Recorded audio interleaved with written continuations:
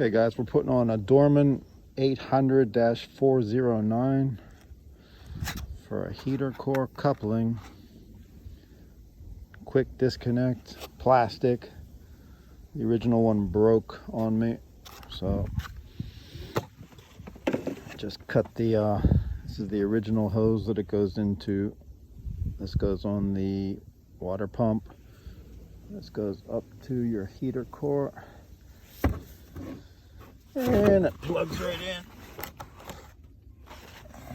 So, original one was 20-year-old plastic.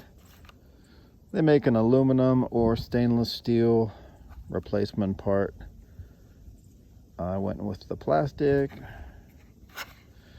$12.50 instead of $24. It's like 20 bucks for the metal coupling on Amazon, but I'm pressed for time. I got to get this thing back on the road because it's going to be 8 degrees tomorrow.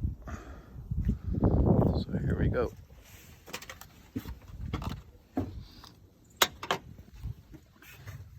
There's the heater core in the firewall. I think this is the supply and this is the return. And this goes down to the Y. Another plastic junction right there from the factory. And there's the water pump, and there is where the hose connects that I'm replacing.